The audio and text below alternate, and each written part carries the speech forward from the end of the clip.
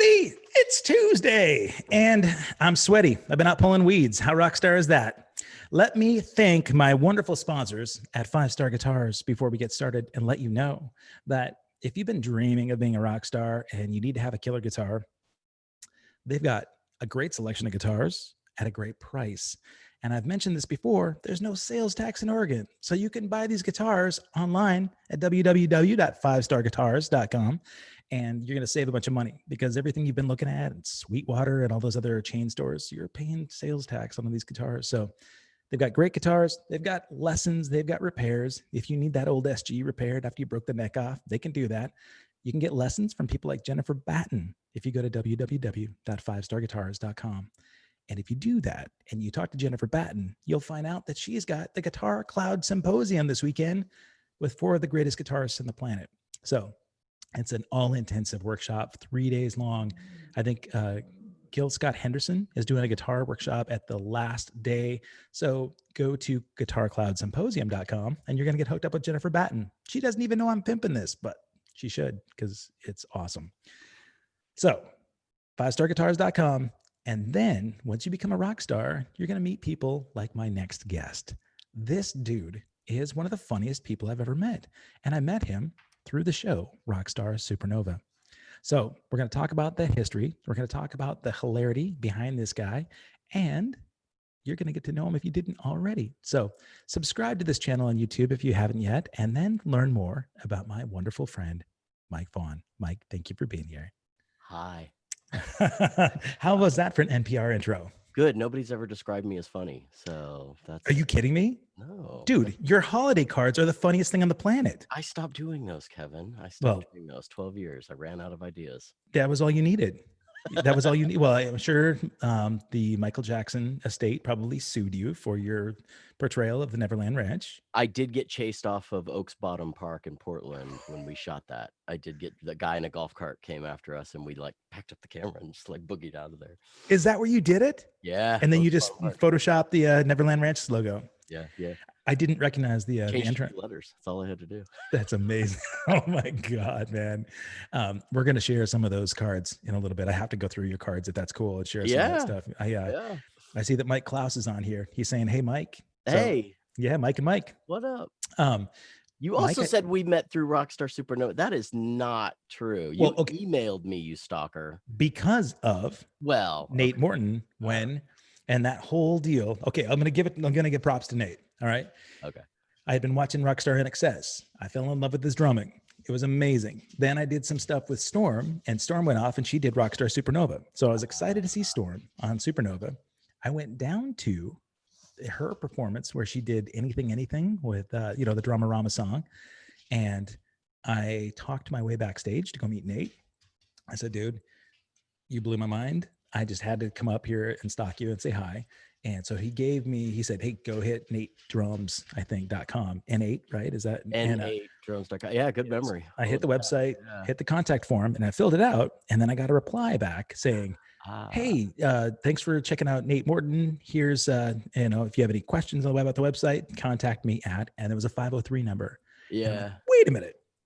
What's the Portland connection to Nate Morton? And I reached out to you and I said, dude, how can this be? Like, Nate is the most incredible genius on the drum kit, and you somehow are connected to him. So you reached back out to me, and we didn't know each other, I think, in the music scene, but you had been playing drums. You were a Stephanie Smith and Cleveland fan. No. I never played with Stephanie Smith. No. You're a fan. You're a fan of Stephanie Smith. Oh, I'm a big fan of Stephanie Smith. But we had commonalities. And so that began an incredible friendship. I got to meet one of the funniest dudes on the planet. You moved from Portland down to LA and you took that city by storm, and then you left it in pieces and came back to Portland. Am I right?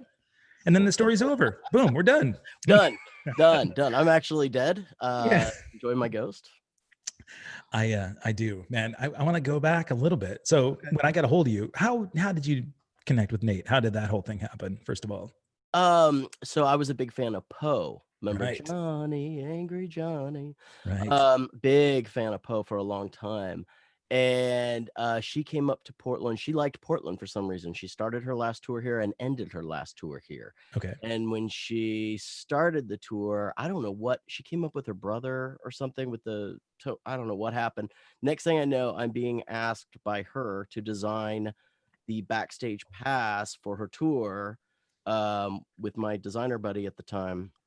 And I flew down to LA and met her manager and all this stuff. And Just to do the backstage pass design. and I had this idea to do like a CD-ROM. That's how long ago this was. Yeah. And they were like, the tour manager just said, I can go to Kinko's and do this for $20. What's this kid doing here? So nothing ever came of it, but went down to LA and did that. So I had a connection with Poe. Poe had this special show on a downtown and then on a boat, 2 days in Portland.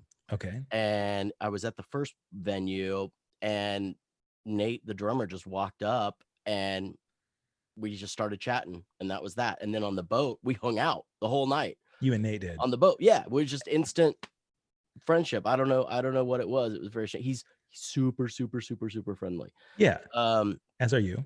Well, yeah. And so we were just having fun and doing that, and then we became friends. And then he said, "Hey, you know anybody that can do my website?" I said, "Well, I can develop. I won't program it and do all that, but I can get it started." And so I did that, managed his list, and figured that out. Then on the last, this is the best story ever. On the last day of Poe's tour, the haunted tour. Oh yeah. He goes to the Aladdin Theater, the one on Powell. Yeah. Right.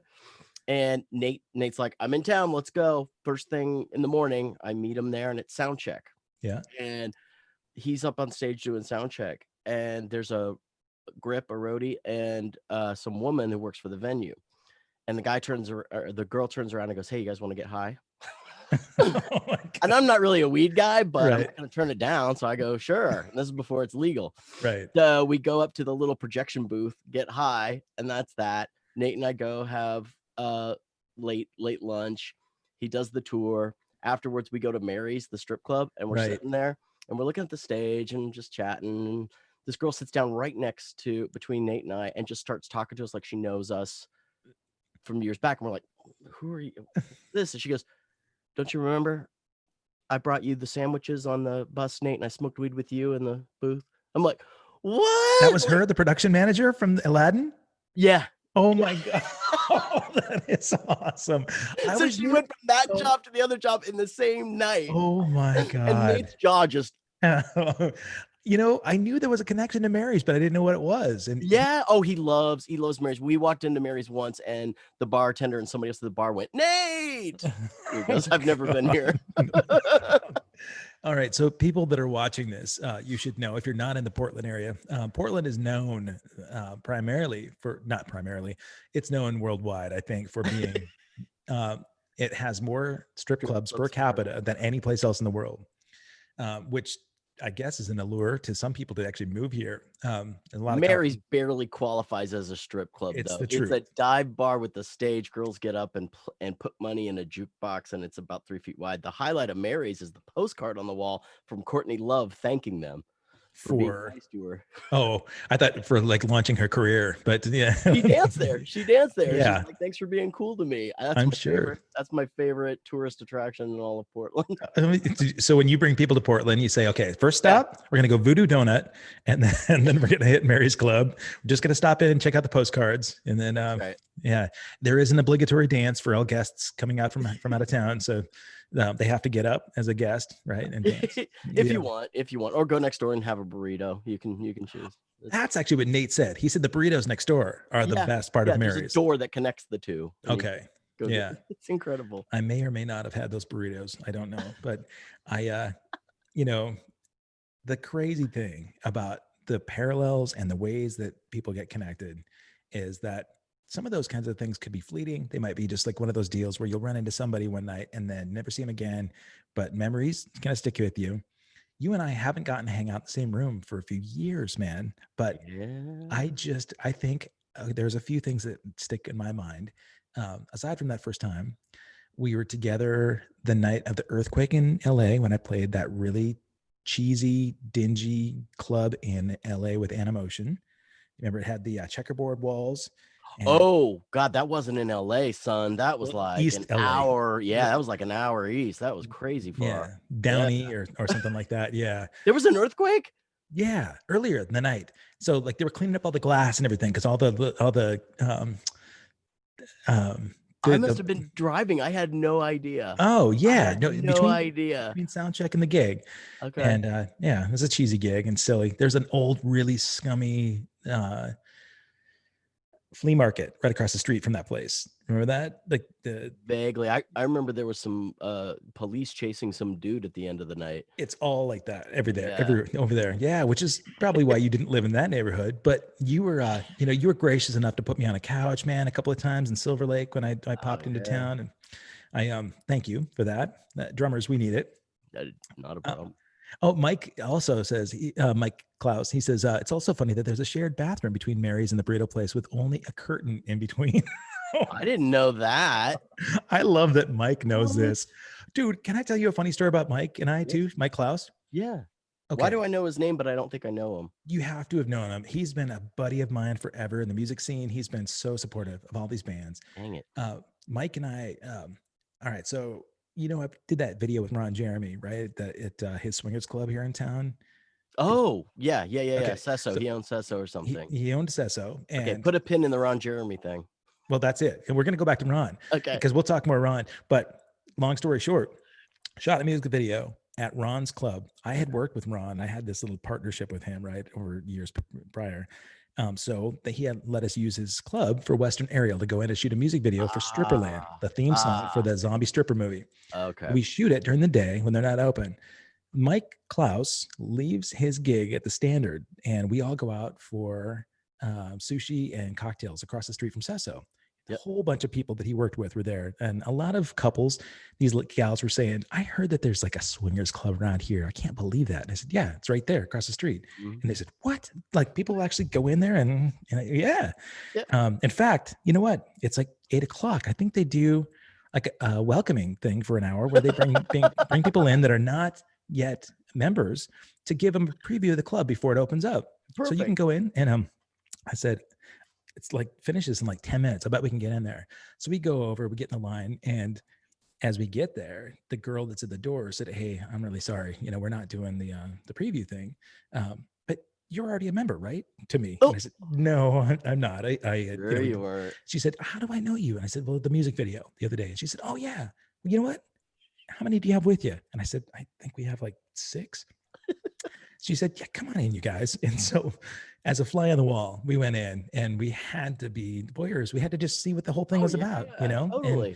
And over the course of the night, I saw clients of mine that owed me money. And I was like, lots You of got bands. your money after that, right? Yeah. Well, this client's, he was there with his receptionist. He's probably not watching this, but You could have gotten your money back and then some, I think. well, I know she came over to me and she said, "Hey, this isn't going to be a problem, right?" And I said, "No problem at all. Like have them call me my one day." invoice. Yeah, exactly. I ran into the bathroom. I called my wife. And I said, "You're never going to believe who I saw here. I'm finally going to get that paycheck." But yeah, Ron Jeremy, crazy. Portland is just nuts. So tell me your Ron Jeremy story. I have lots more. Well, first of all, I want to thank you. You've given me a great alibi for when I get caught at that club or the strip clubs. I can be like, "Hey, music video. Hey, looking for clients that owe me money."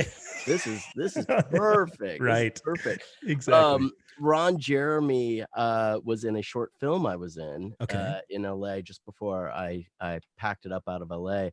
It was an interactive video, like choose your own adventure, and you click your option and you go about your thing. So you're either it was delivery guy or yeah, no, it was legit. It was these USC grad students, and it was fun and pro crew and everything. In fact, I played the angel on the kid's shoulder because it's like a psycho, like he's bipolar.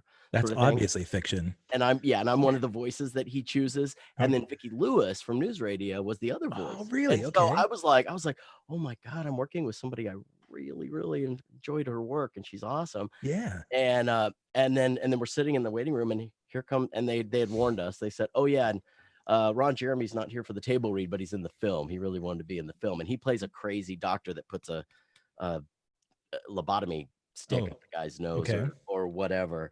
And and Ron Jeremy and I had a friend in common. And I went to high school with this guy, Tony Biner, and he he left high school in Germany a year before me. He went to California Institute of the Arts, did film school, dropped out after a year, and he was always in the printing sort of creative arts business, but in porn. So he was in LA designing the porn boxes, the DVDs. He had his own zine, like Oh, fans of horror movies and chicks in horror movies, and then he okay. had punk rock girls. Then he found his way into making really cool artistic t-shirts, like Boba Fett holding up a boombox, Oh, cool. like mashup arts. It's sort of pop punk That was like sort of thing. the Say Anything cover with Yeah, John yeah, yeah, Cusack, yeah. but Boba Fett. Okay. Yeah, but Tony was always sort of, the auxiliary person in the porn business, doing that stuff. And so he obviously knew Ron Jeremy. Ron Jeremy knew him. Well, Tony had just died like 2 years before. And I told Ron, I go, hey, Tony passed away. And he goes, what? I hadn't heard. And then I explained why, and he denied it. Like he's a nice, well-meaning guy, but there was something off about him. And I Well, know I'm gonna get in he's trouble for talking shit, but no. I think he's it was just autistic, I was buddy. just kind of like, oh, don't meet your heroes, I guess is my advice. Yeah, no, I think Ron's autistic. I Oh, really do. really? Yeah, yeah. I thought he might have been on something and maybe it was coming off or something. I mean, there are a lot of Might people be. that a lot of people that know him better than I. But when I Yeah. first met him, and I may as well just tell the story. I've never told this story on my show, but the first time I met him, I reconnected with my high school best friend who was a born again Christian, and he was really disappointed. At that point, I started drinking. I never drank when we were in high school, but after I had kids, right, I Yeah. started drinking. So he was upset that I was a drinker. He was upset that I was a rock and roller. I was touring with Animotion at the time, and we were going down to LA to play with Peter Frampton in Temecula. Oh, awesome. Cool gig. And I said, man, Yeah. you have to come to this show, right? And so we met up. I had rented a convertible Mustang, and it was just fun to get in LA and drive around the top down. And he's like, "What happened to you?" And he's like, we went to the Cat Club where Glenn Sobel was there from Alice Cooper, my buddy, Yeah. Batten. Oh, Glenn shit. said, "You know what, man? We should go to the Cat Club. Slim Jim Phantom owns it from Stray Cats." He said, "There's great shows all the time, just bands, dudes from all sorts of bands playing." We Oh, go to the wow. door, and Slim is there, and he said, "Hey, man, I'm really sorry. Like, I had to put you guys up in the VIP, but Ron's up there." And I go, "Ron?" And Glenn goes, "Yeah, it's Ron Jeremy." I'm like, He rolled his eyes like that too. He was like, "Oh yeah, because he's here all the time." I said, "The hedgehog is upstairs. I gotta go say hi." And he's like, "Dude, really, it's not what you think." And I go, "Buddy, listen, I just, because I'm a child of the '70s, I gotta go and just, And so I went upstairs, and my buddy is so disappointed that I'm going to go and talk to Ron Jeremy. He's humiliated and furious that I'm but going he's to with you. You didn't leave him down at the bottom, right? Well, he just didn't come with me upstairs at first. So I go upstairs, and Ron's by himself on this couch overlooking there's like a railing where you watch the bands down below. He's by himself hanging out. Wow. And if you remember, I mean, I'm sure you know, because you probably saw Ron all the time at like the Rainbow. He's always there. He has worse fashion than me. He track pants, Yeah. red Hawaiian shirt, and Yeah. blue Crocs. He's always wearing the Crocs, and he's lit up. And I sit down with him on the couch, and I said, "Hey, man, we've not met. Of course, have all these crazy Ron Jeremy stories about you, but I just had to say, I knew that at one point you'd been a teacher." And he's like, "I never should have quit teaching." He does the sad sack drunk thing. He's like, "I made such a difference with kids, and now I'm like the poster child for sin and all that." And I go, "Well, dude, I mean, you've been a good charitable guy. You did all that stuff for PETA, where you gave all that money away to Wow. PETA." Yeah. And he goes, "Ah, man." I said, you know, you could probably capitalize on that hatred from the right wing Christian right and still donate your money to PETA. So we traded numbers. While we're doing this, and he's more drunk, he's sitting on my lap, and I have pictures of this. I'll share these pictures. He leans his legs over, and he writes my number down in this book, and he's got this notebook of every person he's met since the '70s, dude, and it's written in microscopic little ink, and it's hundreds of pages, but all the names are so tiny. And you think about who that guy's run into since the 70s, right?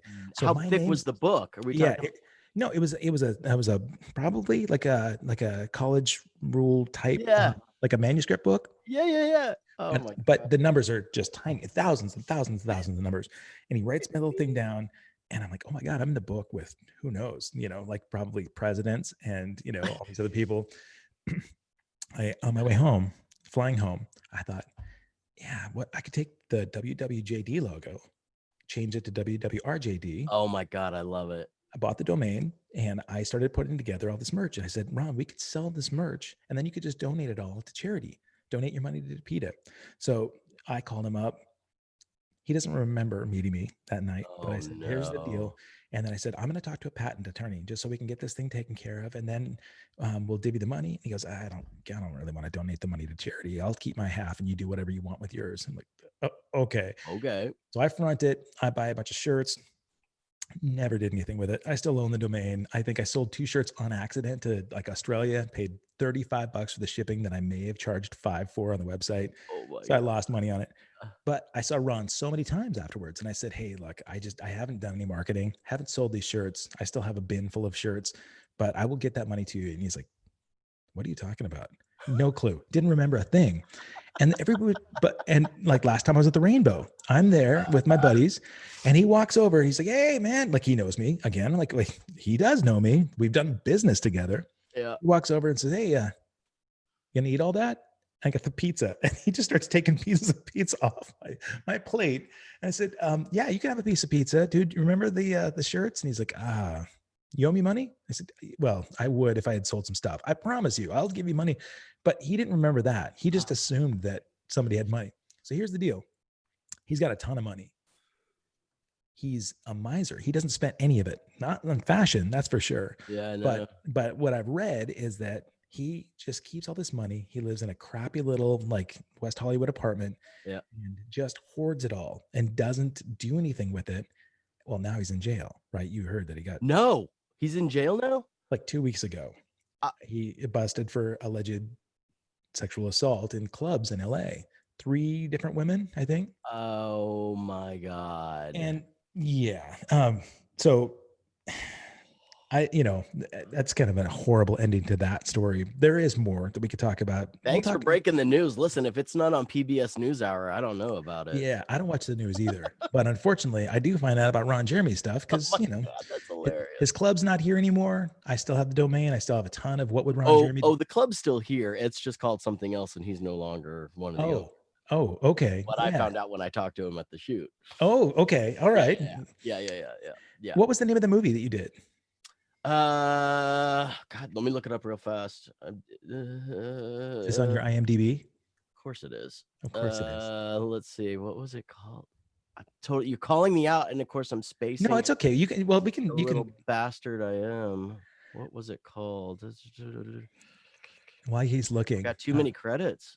I do. That is actually cool. We're going to talk about some of that. Doing things. You've been doing things, and doing things. How long have you been back here in Portland? We came back 2017. Okay. And it was because I had a kid. So that was why you didn't want to raise your little man in LA during the time of early childhood. Couldn't. Yeah. So we lived in Highland Park, and it was a combination of reasons to come back. I'd been in LA 10 years. Yeah. My industry has changed radically to the point where I was no longer going in for auditions and stuff. It was all from home. All of it. So I'm like, well, geez, do I even want to be here? I loved and still love working there. But I was not a fan of living there because I like it when my car actually moves and when I can breathe and actually go out in July and not melt. But I loved working there. I still do. Yeah. So and then another issue was we had bought a house in Highland Park, bank owned. We had done some work to it. And because the interest rate was so low, it was like worth a fortune, at least to us it was. Yeah. And I never planned on buying a house in LA, but it was as cheap as rent. So we're like, fuck it. Can't pass that up. So yeah, so it was a combination of things. It was, okay, we have a kid. our neighborhood is not kid safe or friendly. It's pretty tough for um, even us. Like we can't just run outside. A lot of traffic. It just was like, the fireworks were absolutely killing us. It's just Really? bunch of things. Yeah. Fireworks? Like, Oh yeah, they do. So in LA, they do fireworks like the week before and after New Year's, and okay. then a month and a half to a month and a half before and after July. They're constant and they're huge. Like, and the cops don't do anything. In fact, one of our neighbors, her sister was married to a cop, and they say, yeah, we hide in the Target parking lot during 4th of July season because we get so many calls. Wow. It's like a war zone. And so with Megan being pregnant Fireworks. and all that, oh, it's M80s. It's Yeah. insane. It's constant. It's Okay. constant in the summer, and you're just like you're always Yeah. jumping because you're not expecting it. You know, you're not there God. watching it explode. Okay. So it's just a combination of that stuff, and so we kind of did the math, and I'm like, look, if we do this and do that and do this and do that, so we sold the house, and we were able to buy almost immediately moving up here, and my LA agents all kept me. Really? Yep, and nothing has changed. Oh my And I God. fly down for gigs when I That's have a gig, amazing. or I'm now with COVID, I'm doing LA gigs from my isolation booth, Okay. from my voice room. So nothing has really changed other than we have a much larger house, a very safe neighborhood. We can walk everywhere. Like Wow. quality of life is through Good. the roof. We could not have moved to a better neighborhood for this pandemic bullshit. LA would have been brutal. Oh man. Because our house before was like 1,100 square feet. So it's Yeah. just like, forget it. Could find now you can isolate and still have space for each other. Lots of space, Yeah. and great neighbors. Uh, And everybody's looking out for each other, and you can actually grow like great vegetables here too. So, it's just right. That's okay. There's the Portlander I know. So let's talk a little bit about your oh, sorry, audition. I'll get that film. I got it up. Chatterbox, Okay. Escape the Asylum 2017. Okay. I'm Surge. If you guys look it up, play it. I think it's good. It's I on like it. streaming platforms anywhere. I think if you just Google it, it just puts Okay. it on its own website. But Okay. Chatterbox Escape the Asylum. I did find it. Yay. Okay. Yes. Awesome. Buried in that list of obnoxious credits. You have been, let's see, I mean, primarily I know you as a voice actor. That's a big part of your gig. You've done some traditional acting as well. Do you have a preference between the two? Voice acting, yeah. Okay. And I'm not sitting in a trailer. I don't have to get my makeup done. It's just yeah.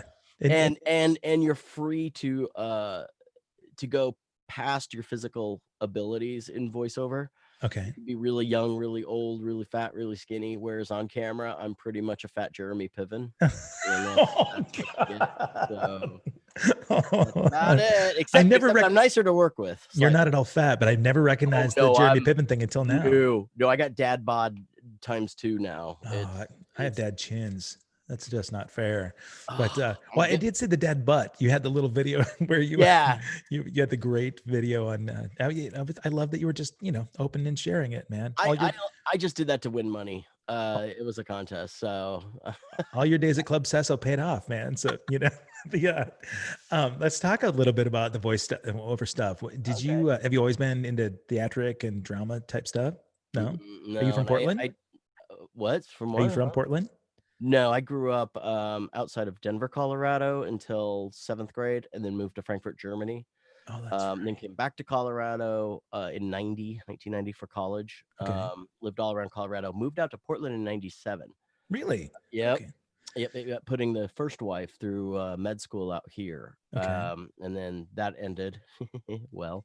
And then 3 years later started dating Megan, and we've been together since. So we've been together a long time. Yeah, long time. Wow. Congratulations. That's awesome. Yeah. The reason I asked if you lived here was because a 23-year-old, and now she's 40. So yeah, well, I was gonna say that's long haul. That is. Yeah. No, I was asking if you lived here because Portland is not really known at that point for a lot of great film and TV gigs. I mean, there's some commercial work to be done here. Now it's really gotten a lot more so, right, over the last several years. But I think when you first started out, it wasn't so much that way. So how did you get into the biz? It was weird. It was weird when I was in Denver before I moved out to Portland. I was a writer producer, copywriter producer for J. Walter Thompson, which got bought. I think it was one of the largest ad agencies, but I was just the Denver office, and we did the Ford account for like group dealerships and stuff. And so moved out. What had happened was, I'll try to make this short.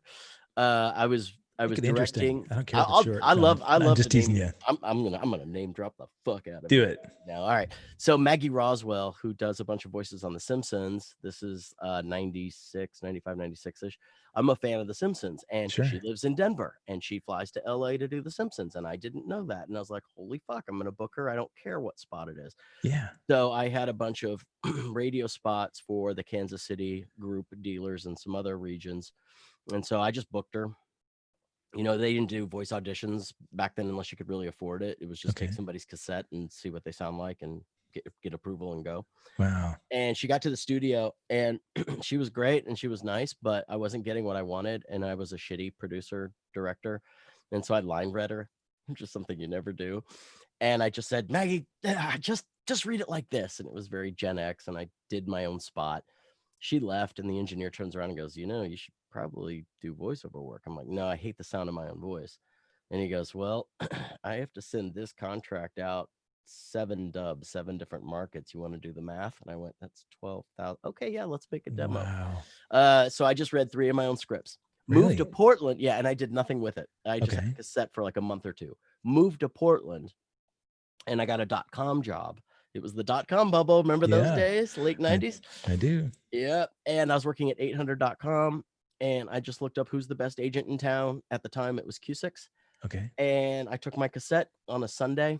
I was at work for some reason and I slid my cassette under their door and went home. Monday morning, hello, is this Mike Vaughn? This is Kevin Sullivan. You need to come in here right now. Where are you? Oh And my so I God. came in and I go, what? He goes, sign here. And that was that. And That was so it. I had an agent. I just had an agent from that demo right then and there. They could see the potential. They knew that. They just needed young voices. Okay. Well, no. I mean, tell me about your demo. What kind of range did you put together on that? Zero range. Zero. Really? 3 of my Ford spots, me just being Gen X asshole Mike. That was it. No. Give me an example of Gen X asshole Mike. I can't even remember what I did. So I was thinking like snowboarding would be cool, but it'd be like really hard to get to the mountain without 4-wheel drive. Just dumb shit like that. Yeah.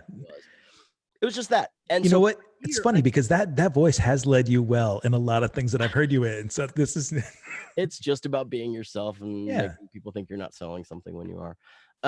So for a year, I would walk from 800.com, literally 3 blocks away in the Pearl District, over to Q6, audition onto cassette. You know, and you can't erase the guy before you. Like, you record on a cassette. I got nothing for a year, but I didn't care. I was having fun. And then after a year, I booked one thing through Mary McDonald Lewis. It was a suicide hotline thing that would go at theaters. Yeah. Then I booked another thing, then another thing, then another thing. Then I found another audio guy out in Bend, Tim Underwood. He was awesome. He's like, I'll add you to my roster of voices. And then boom, it just grew. Well, let me ask you about that. So the first one, you got the suicide hotline thing. That was the first one? First paid gig. Yeah. Yeah. Do you think that because that was played in theaters and the word was kind of getting out, that reputation started to lead, at least people liked your voice and it led to more gigs? Really? So this is just Q6 throwing your name out there. And then when it's just you audition. So in voiceover, yeah. Even now, I'm auditioning against big names. Yeah. Big names. You'd be surprised who comes through on the submit. Actors don't say no to anything anymore. Right. They all do everything. Sure. You can't afford to say no. Yeah. You can't just say, oh, I only do TV. Oh, I only do games. You multiple streams of revenue, man. And even with the cassette back then recordable CD, and then now digital files, it is the agents. It all started when agents said, we'll audition for you for free, and then talent saying, I'll record from home for free. And so it's never changed. And so you always audition. It is 1 out of 200, 300 gigs that they go, oh, they asked for you directly. Okay.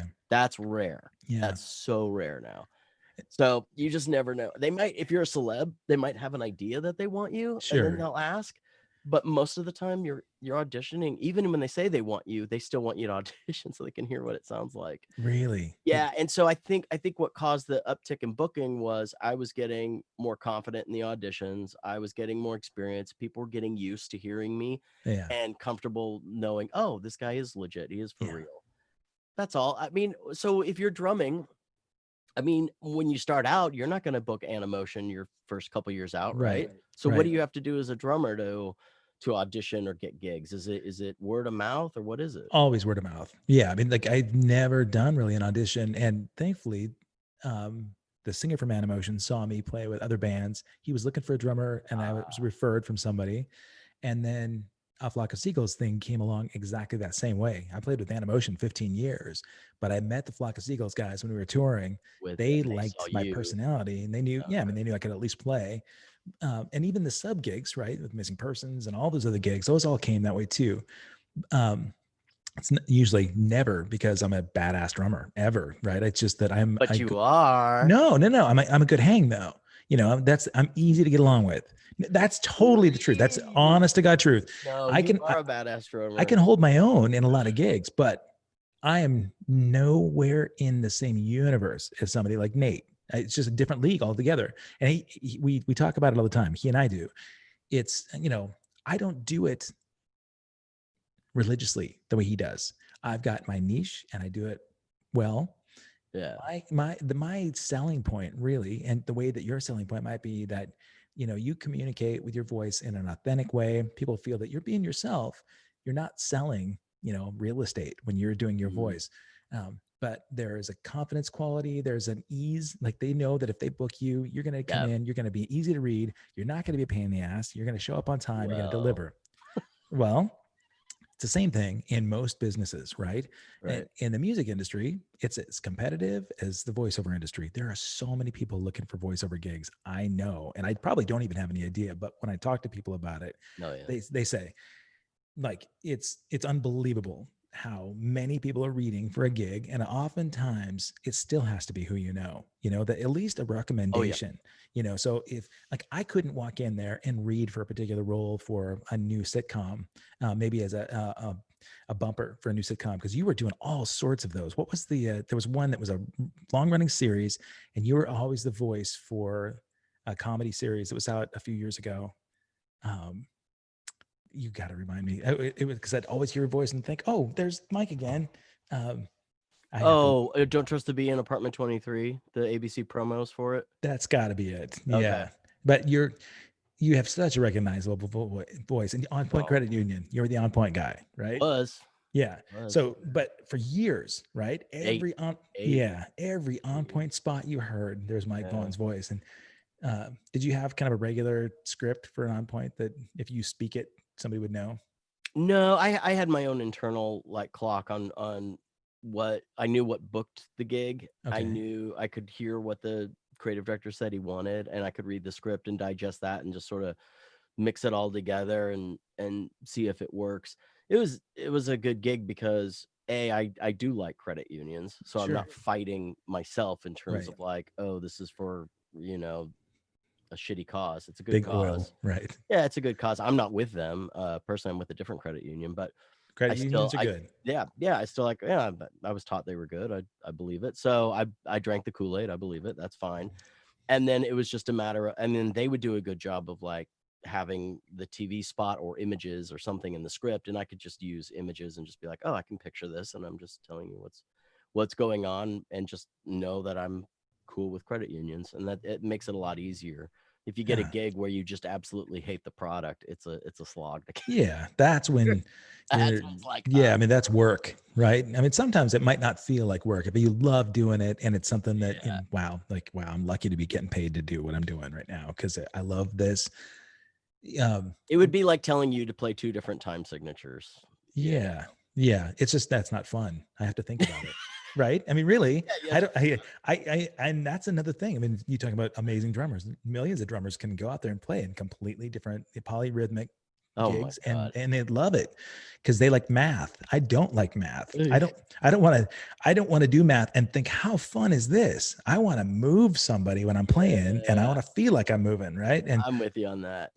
so, but the cool thing is, like, somebody like Nate, he can do all that and still make you move and make it feel just so good. But he's one in a million, or I a don't think billion. your universes are as far apart as you think. I view you guys as very similar. Both of you have some similar personality traits too. Like you would walk up and want to meet Ron Jeremy and do that. I Yeah, saw Nate a dozen times go up to yeah, celebs in LA and just run right up to him and say, "I love your work." Like he ran up to Fred Willard, like right in the middle of that Sherman Oaks Mall. He just yeah, walked right in front of him and said, "Hey, I really loved you," and blah blah blah blah, whatever it was. And yeah. he's like, "Oh, thank you," and He's walked off. Nate had no, he didn't have that LA thing like, "Oh, I gotta pretend like we're all cool and we don't, yeah, we don't do." No, he was like all into. He's like, "Hey, I love your work," and he would yeah. just get in their face. And He's humble. you're similar too. You're similar too. Oh You're yeah, very no, similar. I felt like the first several times that I got together with Nate, I thought, man, he is like a long lost family member. I really do feel like it. We're just brothers from another mother. He's been incredible with my family, dude. I mean, Oh, like, good, for Caleb, for my oldest son, he wrote this letter of recommendation to get him into Musicians Institute awesome. that should have gotten my son like voted in for president. I mean, it was so That sounds well great. written, and so yeah. So I love the dude, and I have you to thank for all that. And Storm It's and Rockstar. just the web lackey. That is, well, oh man, How is Storm doing? I love her. Is she still up here? she is, yeah, Huh? she's, well, right now she's back east. I saw she posted on Instagram that she's doing some road travel and all that. Yeah, I haven't talked to her in person in a little while. Saw her play around Christmas. Yep. We saw her do her thing. And if you hadn't seen Crazy Enough, did you ever see her production? Mm-mm. I She did need to this see it. musical theater production that I think went off Broadway. Wow. It was incredible. It was Yeah, she's so the real good. deal. She's the real deal. This is how small this world is too. I was in a play with her. Were you? We were voiceover actors in the back. Oh, It was Rick Emerson's one man show, the right. radio host guy, about his sort of journey. Yeah, and she played his mom and I think a sister or something else, or a coworker, and I played his boss and his brother. Okay. And Gustav was the other voice actor in the Rick Emerson thing. How did he do on that? It was fine. I mean, he Yeah. played like his dad and like another coworker or something. It was fine. It was so long ago. I But I mean, it's such a long time ago. But I remember Storm just entering a room and just taking it over. Yep. That's all I she mean, does. that's all. Yeah, it's like, It's like God damn. she can't even help herself. Honestly, No, yeah. it just happens. Yeah. There's a force that happens. Her name fits her perfectly. And anybody that may have seen her on shows like Rockstar Supernova but Yeah. hadn't met her, she's every bit as dynamic a force as she comes off, in those shows. So yeah, there's nobody on the planet like her. That's It's crazy. remarkable. That's You- crazy. I was thinking about the characters, that you've had to Mm-hmm. play, because when you're doing those standard intros for TV shows and you're kind of selling it as NBC. That's called promo VO work. Okay. That's called Are- promo VO work. And are- my range there is very limited. So well, it's you either think coming up next on ABC or PBS Kids Family Night is Friday night. Those are that's my range. the eyebrows are a huge part of that. If you're going to do kids, you have to raise the eyebrows, right? And that as you raise you tighten it up. It's so much easier now. I just pretend I'm talking to my kid. It's Yeah. so easy now. Yeah. Does he look at you and go, "Hey man, don't promo VO me"? Yeah. He could give two shits about me. He wants to get in the booth and yell at the microphone and make the meter on the preamp Oh yeah. spike. Of That's course, He man. screams. He screams. Yeah, you got to have a limiter on there Yeah. for sure. Oh yeah. All right. So the range of promo VO, but what about for acting gigs when you're actually doing voice acting? Do you Hey now, I'm voice acting, whether it's commercial promo or whatever. It's all acting, especially when you hate the product. Oh yeah, well I was thinking about, like, say you get cast to do a voice in The Simpsons.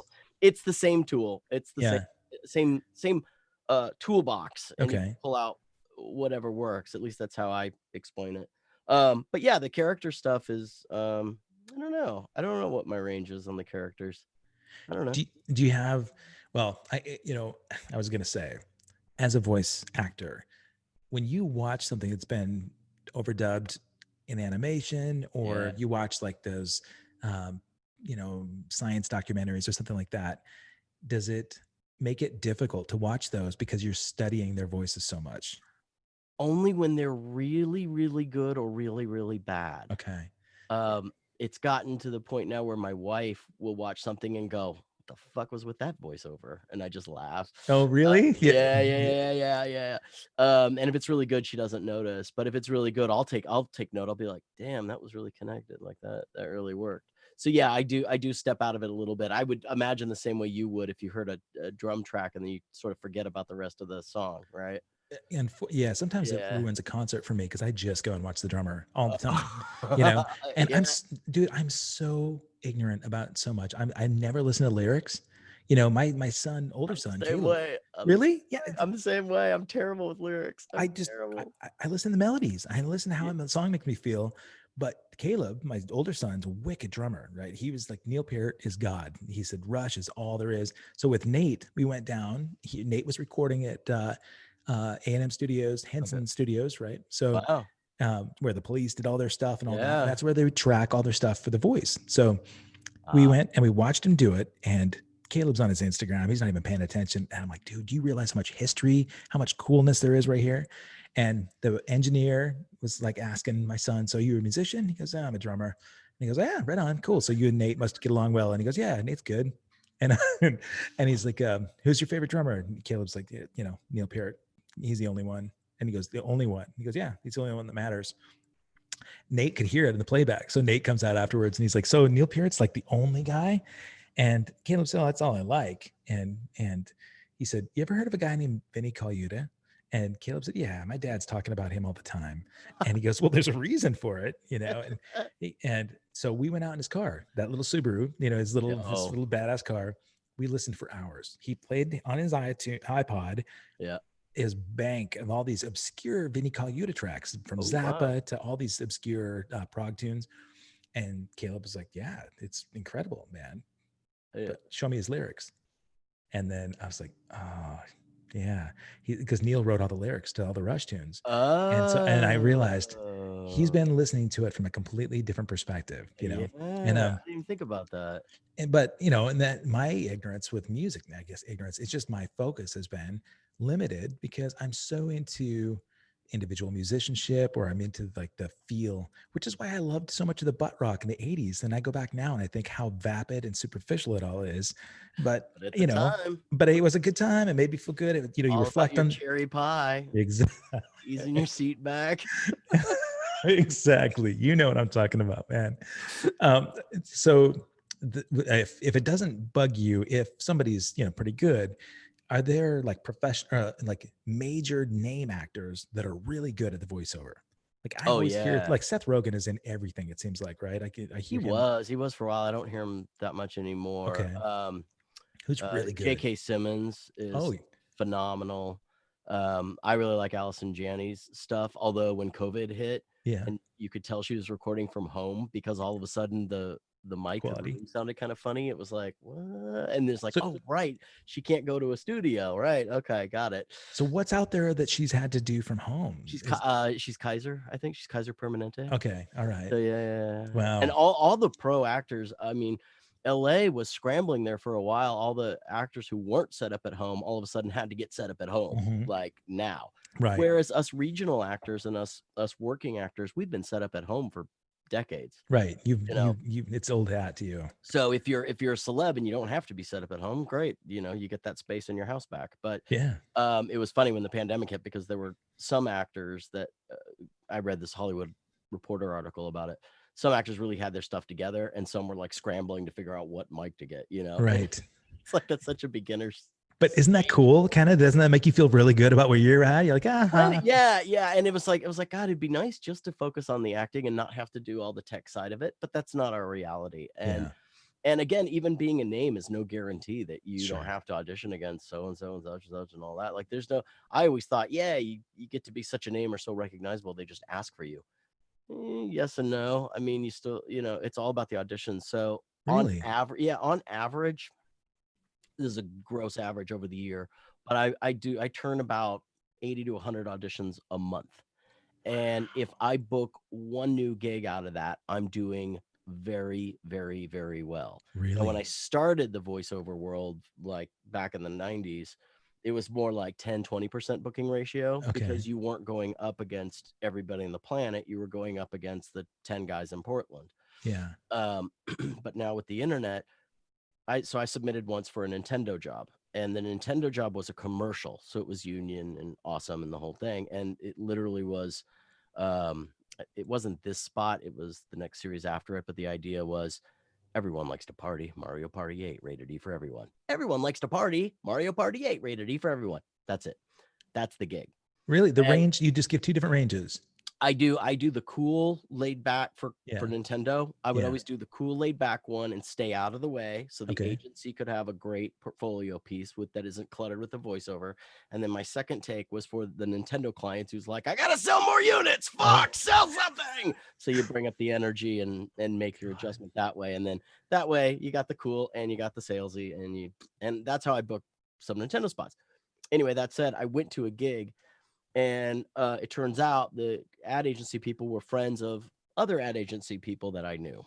And so we were like, oh my God, how are they doing? Hey, by the way, I just want to ask you something. How many auditions did you get? Oh, we got about 1,200 in 2 hours. Wow. Seriously? How'd you pick me? Well, you were in the first batch and we picked our 3 favorites. And then we said, that's enough. We said, are you available? You said yes, kept the other 2, and we went. When are you not available? I mean, you can't And I say said, no, you right? can't say no. You No. always have to be available. Yeah. So here's the thing. Here's the thing that's even makes this even crazier. They posted the job on Monday. I was in the studio Tuesday afternoon. Right. The Nice. job posting was still open for the rest of the week, and they didn't turn it off. Wow. So people were spending time at home, sending in auditions, waiting, to the deadline, meeting the Even though the deadline, gig's not even around. and the gig's not even around, or paying money to audition. This place will charge. And I said, guys, how come you didn't turn it off? And they're like, because we don't have to. We don't pay anything Jeez. for the service. Dick And they move. said, and they said, in case Nintendo decides they don't like you, we can go back to the pool. Wow. I'm like, right on. Yeah, honesty. So that's how fast the industry has changed. And Brutal. so you get the fast, cheap, and free thing. Yeah. Good, fast, cheap. Yeah. You're doing all 3 in voiceover for your audition. Wow. And that's your job. That's your job as an actor, is the audition. Sure. Getting the gig, that's the icing on the cake. Yeah. Once the gig is there, right? Oh, That's easy breezy. You're just cashing you've checks. already done the work. You've already Right. done the work in your audition. So it's like, okay, which version did you want? Okay, here we go. What's the dream gig? What's the dream For me, residual? The residual. what do you mean? So financially, the dream gig is voice of a brand that goes decades and decades and decades and airs everywhere. So Progressive Flow. That's a very lucrative gig. Yeah. Because it's been going on so long. And Yeah. that's rare in marketing and advertising. Commercial work pays the best Sure. because of residuals if it's union. Yeah. If it's not, it's one of the worst. So Really? Financially, you want to book broadcast TV, radio commercials through the union. That's your financial, like, yay, I've got health insurance for the year. Yay, I can pay my mortgage. But as an actor, I would love an ongoing character gig for as long as possible. I love long storylines. I love stability. I love all that. I love being the voice of On Point for 8 years. That was great. I love the PBS Kids promo gig, and I loved doing Scream for 2 seasons. So Scream is another one. That's right. Yeah, I want longevity and fun. Yeah. And I find fun in everything that I do. I've only had like less than a handful of gigs that I was like rolling my eyes at, but it's just too much fucking fun. The thing that makes it fun is just a dick on the other side of the glass, but they're rare. They are rare. I would imagine a lot of it has to do with the way that you approach it, right? If you come in with an attitude, they're going to be dickish because they've dealt with other, pains in the ass. But I think if you come in and you kick ass, and the people that are really doing what you do and what I do are not dicks. You notice that? Like the higher up the ladder you go, the nicer they get. Yeah. And the beginner starting out or the insecure kind of for the most part. Yeah, for sure. Dick was. Yeah. Yeah. Well, the J. Edgar thing wasn't the voice actor. That was actually you doing the role, right? You were Oh my acting. God, such a bit role. Yeah, but so much fun and so professional. Yeah. Like just, oh, so chill. The audition, it was one person. There was like maybe 7 of us total, and we were in and out, spaced out all day. So it was just like so easy. So they made it. It was Nina Gold who did the casting at Okay. Warner Brothers in Burbank. God damn, I mean, that whole setup was just awesome. It was just like, here you go, and you could do your work. And Did she's your agency here hook that up, or did somebody down there hook that up? that was my that at the time that was my on-camera agent in LA that Okay. got that call. Okay. God knows how they got that call. But I went in for balding agent, and there was a guy in there that was clearly much more balding than me. Oh my. But I didn't care. I just said, okay, I had done research for the wrong Hoover. No. I thought it was the 30s president. Oh my. Oh, buddy. But it was 2 lines. It made no difference. Okay. It made Yeah. no difference. Do you It remember was your lines? It was I could tell that I was getting hit on. That's what I could tell. I was like, "Oh, I'm getting hit on." Okay. That's the setting. And my joke was I was the brown noser. I was the one who said the right answer, but I was the ugly one. Okay. So that was the joke. God. And I just did 2 quick lines, 2 reads with her. I was out. And then week later, my agent called and said, Clint Eastwood said he wants Mike Vaughn. I went, that's sure, dude. Yeah. Do you Dude. still have that recording on voicemail, man? That's cool. No, You know? I picked up. I always pick Yeah. up.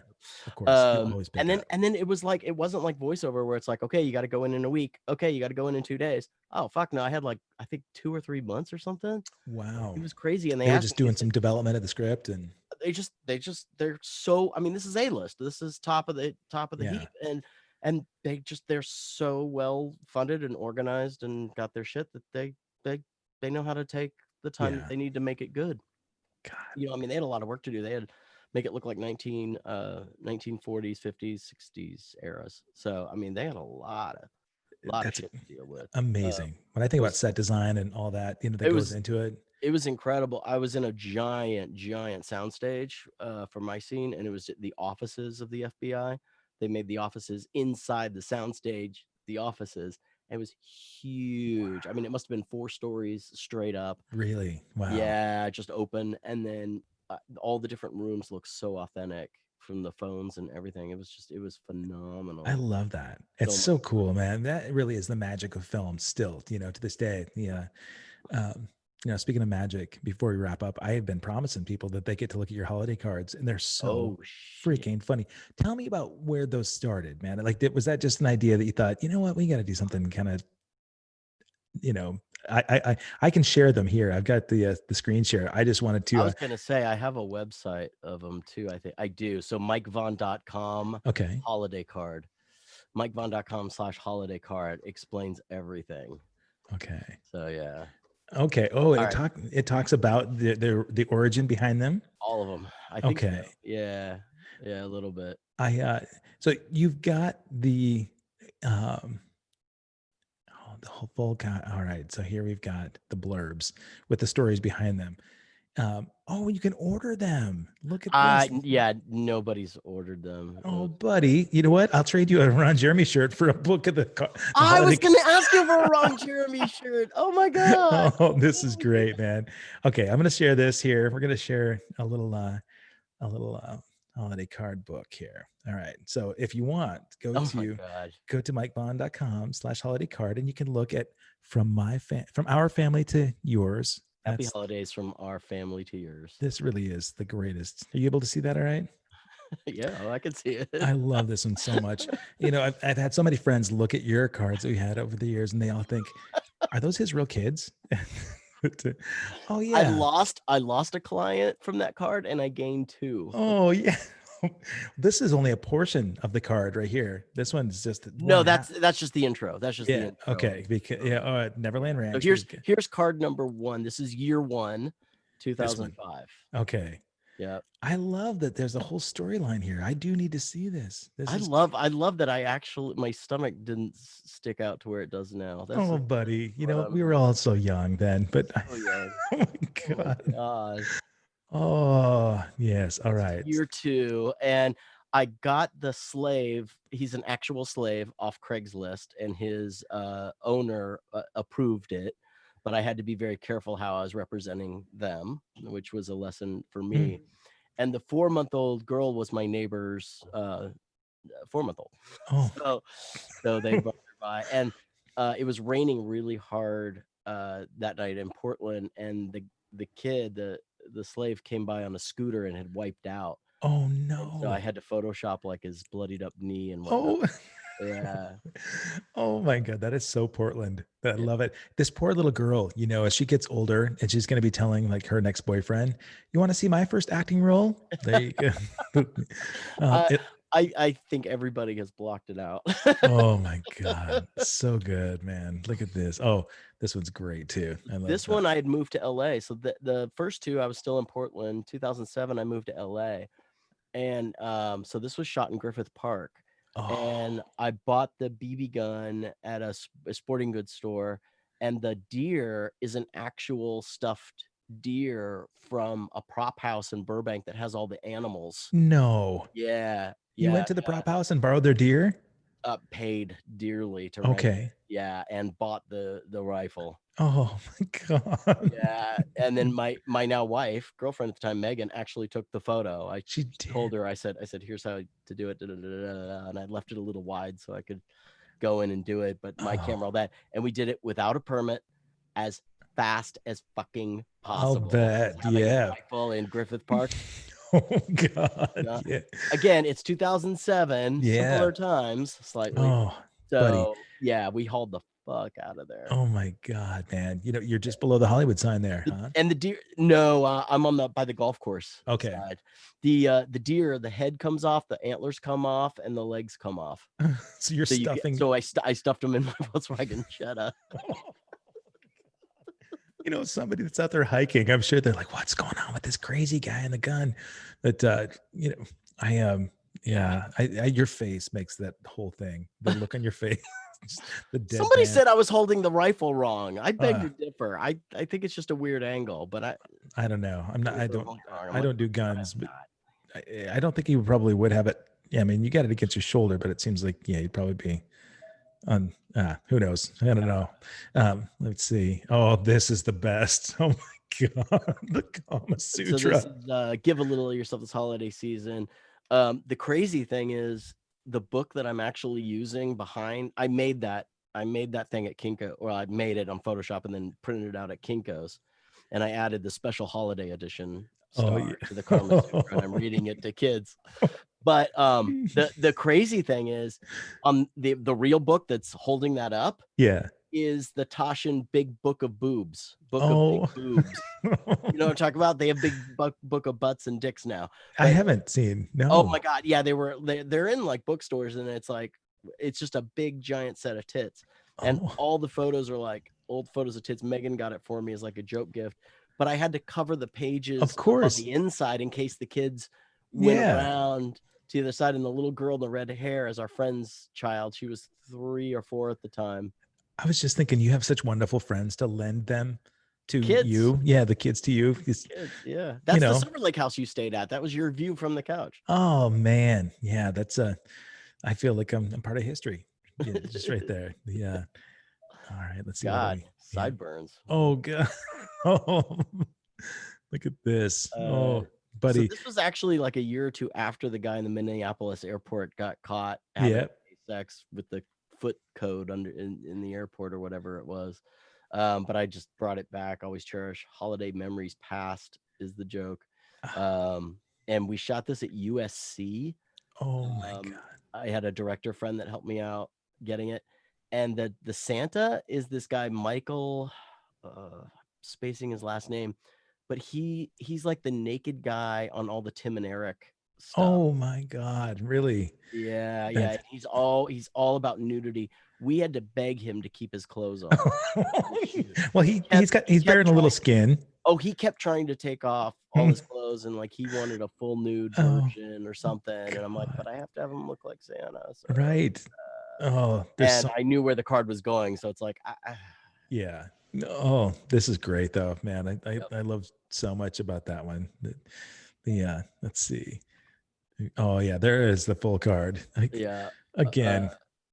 Celebrate the arts this holiday season. I think this was the first time I did the card portrait style. Oh yeah. I went to the Sierra Madre Playhouse, and I had done a play there the year before. And so I just called them up and said, "Can I borrow your stage for 20 minutes?" Oh no, really? Yeah. And you would not believe how much that costume cost to rent. Oh my God. As Yeah. much as the fucking deer. Oh no. Oh man. See, buddy, you're lucky you still have money for this house back here with all the money you spent. Had money. This is in the days of like ABC promos and like Yeah. Well, you can yeah. justify. Those Yeah.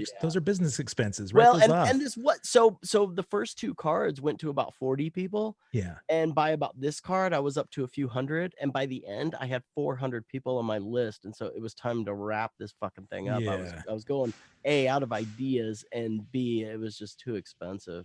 I mean, it's $1 or $2 a card. So yeah, I'm honored that I made that list, man. I think you went the longest.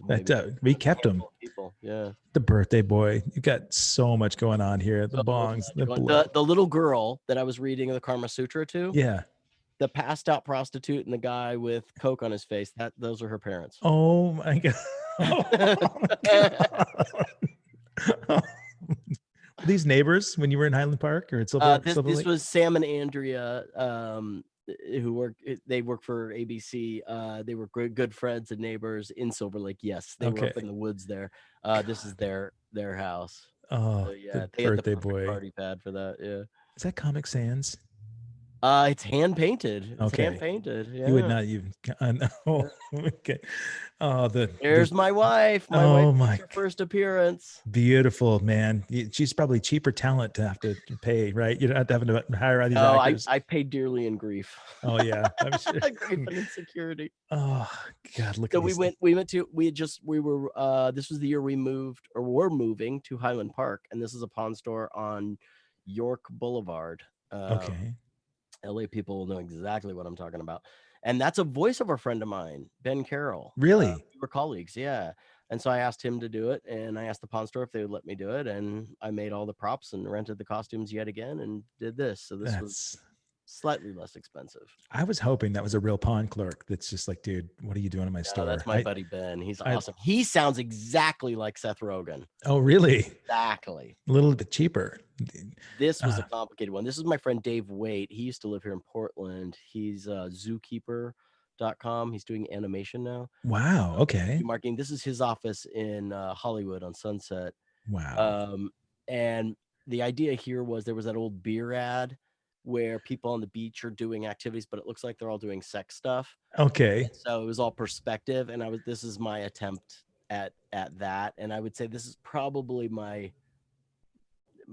the card that had the least amount of impact of all my cards. Okay. Too much, not lit right, whatever. But the Sam of Sam and Andrea's place, that's the back of his head. Oh God. And that's his brother back there as the DJ. Oh man. And then the two gentlemen right behind me with their Dixa champagne bottles.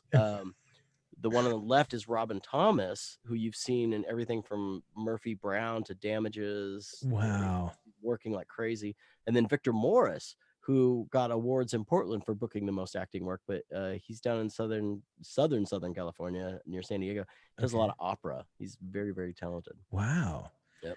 That's, man, it's amazing how these people all come together, though. You know that they're all my friends. Yeah. One of my favorites. favorites. Megan makes another appearance. God, yeah. Look at this. This is actually the back of our house while we're working on it in Highland Park. God. Very rundown backyard.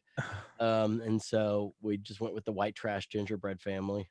Love it. And Megan was not pregnant until 2 or 3 months after this. So this was foretelling. Yeah, I was gonna say there's a little foreshadowing for your little gingerbread man right there. Yeah. Like, did you gonna tell him as he gets older? You know, we actually have you. Yeah, here's what we thought you were gonna look like. Yeah. Yeah, exactly. You came out better than we expected. And the guy who shot that last photo, yeah, he's actually the middle guy laughing. Oh my God. He's the photographer. This is so good. The Three Wise Men. And the guy on the left me for a video game, mobile video game series called Buckets. And fish. And so this was way out east side, and they agreed to let us shoot. So Out front. You didn't even have to change the sign. That was I actually looked into renting an actual camel. oh God. Oh, buddy. They wanted $900, and I was like, if you had said 400, I would have done it. Yeah, man. You could have looked around and like dialed up a donkey to make it look like a donkey would have worked, Maybe. Yeah. But yeah, now so this is 2015. I'm getting burnt the fuck out at this point. Yeah. I'm exhausted. I'm clearly running out of ideas. Oh, 3 wise men in a dispensary. you did a great job on the sign, by the way. That's Thank you. Good. Well, the herbal remedies did not need to be changed. Yeah. This is the combo. This is the final. This is the final. So I just said, okay, everybody back. I couldn't get Jesus. And the slave is different too, right? Yep. Slave, I couldn't get back. Oh, the baby's not 4 months anymore. The baby is now Alex. That's Alex. Wow. Look at that. I was born. Yeah. Wow. October. That's a great way to wrap it with your boy in there. Yep. 3 months passed out. Oh my God. There's an actual very expensive piece of meat behind the deer head that you can't see. Oh, glad I spent $190 on that. Hopefully you shared it and ate it. Here's some insider things I'll drop. The slave is Todd Duffy from Office Space. He was the leader with Flair. The ballerina, I think, was pregnant at the time. Okay. The Santa is the same guy. That's Michael. Really? He just looks different. Yeah, Right. I think he lost some weight. And then Jesus is now played by, oh my God, why am I spacing his name? Barry Corbin's son, a friend of mine, Sue Berger. I was in improv with her, and it's her son. Christopher. Yes. I see it on the book here. Sorry. Thank you. God, I'm an idiot. And he works like crazy too. Like he was in Jane the Virgin, and like you see him all the time. And then if you look closely at that champagne bottle, yeah, it has a little thing on it that says Jesus juice. Oh, and it has God. Michael Jackson with his arms out. Oh, that's the tie-in for Neverland. So what I did for year 2, that card, or year 1, the card. Yeah. I had sent that card along with a bottle of wine that I had bought from our winemaker friends, and replaced the label with the Jesus juice label. Oh, nice. So it had the Michael Jackson tie-in with the thing as the gift. That's cool. So all my cards with my paying clients. Yeah. Huge to reasonable tokens of appreciation. That's how you stay in business, my friend. And so I figured 12 years of this, I'm done. I could turn it into a calendar. Let's get the fuck out of this business, because there was clearly no money in it. And I love it. I pissed off some people, made some people laugh. Labor of love, man. That's all I care. Yeah. No, people are still talking about it. That's part of your legacy, man. You're the only one still talking about it. Well, I'm sure that people still talk about it at holiday time, when they're like, oh, we used to have this friend, Mike Vaughn, that would send us cards. And yeah, I am so relieved to be out of it, though. That was, oh my God, 13 years. It was so stressful every fucking year. It's just there's a lot of time that goes into that, obviously. Too much. And the move, going to LA, that's a huge deal too, going there and trying to hustle. You had a lot of gigs, man. We didn't even talk about like the Spider-Man gig. That was kind of an interesting thing. You were Peter Parker, right? I was, no, I never played Peter Parker. He always stayed in costume. Okay. So I was just Spider-Man in a video game called 2008 Web of Shadows. Okay. And I played Red Spidey and Black Spidey, so Happy and Mean Spidey, and so it was double the work because you had to do everything twice. Well, were their voices that much different? No, and I got made fun of at Comic-Con by the Insult Comic Dog. Oh yeah, try it. They interviewed me, and I failed miserably. I was hungover, and they go, "Give me some of the Spider-Man voice," and I'm like, Mary Jane, where did we go?" And then, well, what about the Black Spider voice? Venom, I'm not here to mess around, like that, and he's like, "That's it? God, you suck," and I just got reamed. Well, that's what he's supposed to do, but no, those do sound vastly different though. Those really, it's funny how when you present the voice, your projection, there's like a tiny pause. Like, I don't see you intending to do it, but there's like a little bit of a white space, there's a little bit of absence of sound at all before you speak. It's great. It's It's really the gear cool, man. shifts. Yeah, it's just the gear shifts that you don't think about. You just do. Yeah. Yeah, that's Yeah. Yeah. interesting, man. I'm fascinated by it. I love it. I That's I funny. think, yeah. Well, when you're so used to it, but I would imagine that people that are watching this, they hadn't studied voiceover enough, or maybe you've got some buddies that, are on here that have been other actors with you. But Is anybody on there? I don't know. I think it's just us. I let's think we're see. just. No, Is it just us? I lost my chat window because I was too gabby. Mostly Mike Klaus keeps chiming in, but whether there are people or not, I think they should go find you. You've got the MikeVaughn.com site where you can talk about your book and see your IMDb list, right? Yeah. They can order from Blurb, and I don't know if it still works. Let's be honest. oh well, that's all right. I don't know. I think knowing the trials and tribulations of Mike Vaughn is all that matters, man. I'm just excited to share it with anybody out there willing to watch. Like I said, man, this is all a distraction. This is a way for us to hang and talk and not think about how scary it is outside, But you holding up all right, man? Everybody's healthy there, and you're avoiding. Our world didn't change that much. We got lucky. We thought for sure we got COVID because we had such a bout with bronchitis early spring. Okay. And I'm a type 1 diabetic. So when Megan called and said, "Oh, my husband's type 1 diabetic," they said, "Get in now." We got tested. We all got tested negative, but bronchial stuff out the ass. And I've been getting my ass kicked with allergies. So the only thing Still, that's changed is I haven't had to fly down to LA for the couple of video game gigs that I booked. I've been able to do them from home, thank God, yeah, and still doing auditions. The bummer though is that rates sort of took another hit for actors as like, really. yeah, just for an example, like a healthcare uh, service, not Kaiser, but like a Kaiser out in I think Wisconsin, maybe Minnesota, asked the voice talent to do it for free. And it was that kind of attitude that it was like, well, we don't know if we're going to be in business. So can we just pay this? And agents were all freaked out about Yeah, not making, rightfully. right. Everybody was freaking out about money. That everybody said yes to any little pittance they could pick up. Problem is when you do that, it's hard to get them back, the rates back up. Yeah, you can't just say our rate yesterday was free.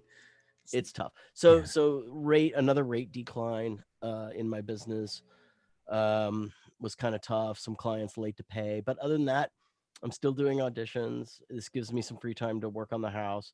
Megan, my wife, is a licensed therapist in California and Oregon, Oh, and nice. she has been fully booked, but hates Zoom. Oh, So, well, yeah. I mean, if she's a therapist, you really do need to have a connection with people, and having a virtual connection, even this way, is not the same well, for sure. she inherently hates technology. Oh, The yeah. computer doesn't do exactly what she wants. She throws it at me and says, Yeah, she's lucky to have you. That's Yeah. I All I'm good for. Little I tech would help. bet she's busy though. Man, I mean, I do see people.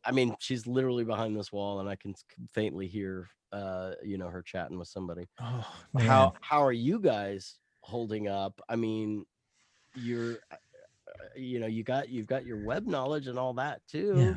Yeah, thankfully, I've got that work. Okay. Um, this is like this point every year is the busiest time for me where I be touring. This is this would have been Summer season. day 2, I think, in Albuquerque, New Mexico, where we were supposed to play a big, this would have been probably the biggest show or biggest year for me ever. Last Yeah. year was the biggest I'd ever done. And we Ooh. did like 75 huge shows. Was Like that all Flock of Seagulls? yeah. Nice. Yeah. I mean, I did a handful of tribute gigs, Okay. where I played an AC/DC tribute and a Bon Jovi tribute in Mhm. town. But a Flock of Seagulls got booked so much that there was no time for anything else. And so we had crazy gigs. Like, the picture that you had in Griffith Park, it's funny. Actually, the tour ended in Vegas, but the day before we were at the Greek Theater in LA. And I snuck up on the roof at the Greek because we had the headliner's dressing room. Yeah. And in that room, one whole wall was all the AV equipment, behind these glass panels. So you push the panel, you'd open it up, and you can get access to all the touch screen AV stuff to watch TV and music. But one of the panels opens up, and it's a ladder that goes up through the roof. And I thought, oh my God, I have to go up there. I wonder if that goes on the ceiling, a roof. And so during the day after sound check, I snuck up there and I could not believe it. You can see Griffith Observatory. You can look all the way around the valley. Wow. And then you get to look and see the Yeah. whole amphitheater. And so, That's rad. I didn't really want everybody knowing that I was sneaking up there. I mean, a couple of guys in the entourage that we had came up with me, but that night I went up on the roof again and I watched Dramarama do anything that was storm from above. And we played with the Tubes. I watched them from up there too. So it was crazy cool. But that was a bucket list gig for me. The Griffith, or I mean, the Greek Theater was amazing, and we played. I mean, I've talked about it on the show, like some gigs I never thought would have happened with Corey Hart and Level 42. We played in Quebec City for 90,000 people. And shit. if you would have told me that a flock of seagulls would be doing those kind of shows at this point in, history. Yeah. But, so everything is canceled right now through 21, I think. And I too should be talking to Megan because it hits me at different times. That's what they call in the business a conflict of interest. So she'd have to refer you to someone. Yeah, no, of course. But really, truly, had I not been doing this podcast, I'd be going crazy. I would go nuts because listen, you can come over here anytime. I think you're clean and sober. We're not, but we have clean and sober friends. Yeah. I do have a fire table, and I don't think cigars count. No, I can smoke cigars. You can come over anytime and hang out and be 6 feet away, and I would love that and see what we're doing here. So let's do it. Let's do it. I'd love to meet Alex. I've never met your boy. Bring it. Oh, be warned.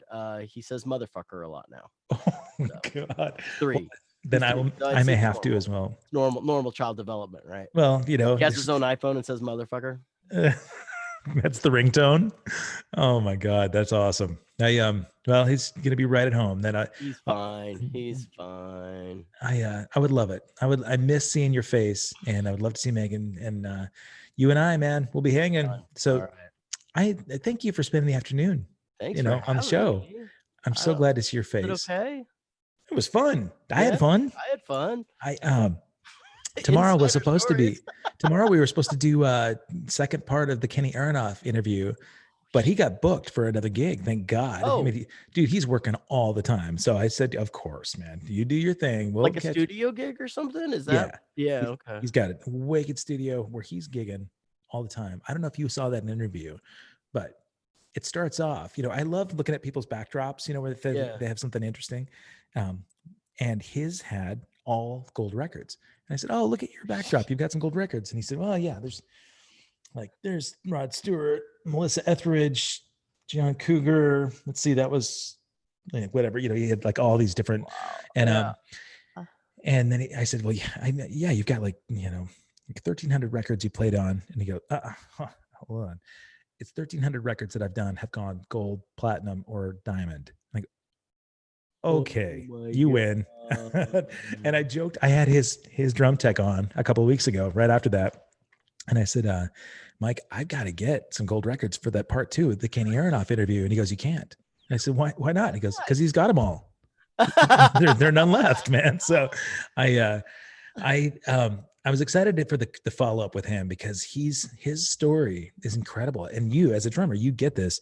I was asking him, as a kid, he said, as a drummer, he saw the Beatles for the first time on Ed Sullivan's show. I've heard it a million times from other artists.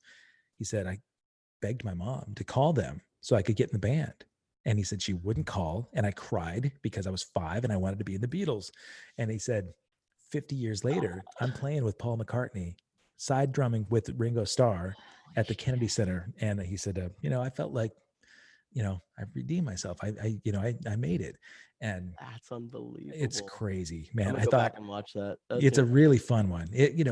Like any of us, right? I mean, everybody's got their stories. And from the beginning, the time that I met you for the first time, I really felt like this is somebody that has such a genuine, authentic personality, man. I love your humor. And I really just, I just dig who you are. So I think my parents hated it. It's what you call an open book sort of thing. Yeah. My parents hated it because I would talk to anybody and tell them everything. And so my parents were like, shut up. Stop telling them we own property here. Shut up. Well, yeah, it's a tough thing to be married to somebody like that too. I know my ex-wife just said, I have no filter. I have yeah, no filter. I get in so much trouble, but and you probably can't go anywhere without running into people you know I because of can't that. lie. I can't like I realized how bad I am at lying other than acting. That's a different deal. But yeah, it's just so much easier to stick to one truth, Yeah. Well, whether it's actual or not. keeps, that'll keep you out of trouble, man, for sure. Yeah, maybe you should be a politician, Oh God. Yeah, you wouldn't want it, but Dude, I would turn into Mitch McConnell after like 10 years. I'd be so oh, greedy and just like insider trading and oh, I'd be so fucking corrupt at the end of that. I'd go God. in with good intentions, all shiny, like I'm Yeah. gonna change shit, and then military contractors come in, and I go, "How much?" Yeah. Okay, Oh, God. At least you're honest, man. Yeah. I'm Uh, easily corruptible. dude, I love it. I Dude, love come it. over. Yeah, I will do it. Thank you so much, Mike Vaughn. Folks, thank you Thank for you. watching and hanging out with us. While Kenny is not on tomorrow, I'll make sure that we get it programmed. I've got some really fun ones coming up though. Did you ever go to Tony Starlight's here in Portland? I know. I don't think I did. Okay. Where was that? It's on the corner of Burnside and that little jog where 84 crosses over Burnside. But Oh, Tony yeah, I know where you're Starlight's talking about. Yeah. Tony Starlight Supper Club. Tony Starlight was a classmate of mine from Montana. We graduated high school together. Just before we graduated, he left, but we were same year high school. His real name is Brett Kuchera, and on Friday we're gonna be chatting. He changed his name to Tony Starlight. He was Jack Nicholson's nanny for his granddaughter for a while. What? He's got a really cool and unique background. But after moving out of LA, yeah, he came back to Portland, started the Crooners Supper Club thing, and he's great at it. He hosts all the Oregon Music Hall of Fames as the MC, and his voice and dramatic sort of crooner show at that restaurant is so fun. We have to go. That's what we'll do. We'll go do it. But in the meantime, that's what I'm taking to on Friday. So check in with that. Tommy Lee's sister, Athena, she's here on Saturday, and she's so funny and badass. So lots more great guests. All you have to do is subscribe. All Access Live. Thank you, my friend. I'm so glad to see you. Give my best to Megan and Alex, and have a wonderful week. You too. I love you, man. Love Take you. care, everyone. Thank you, guys. Take care.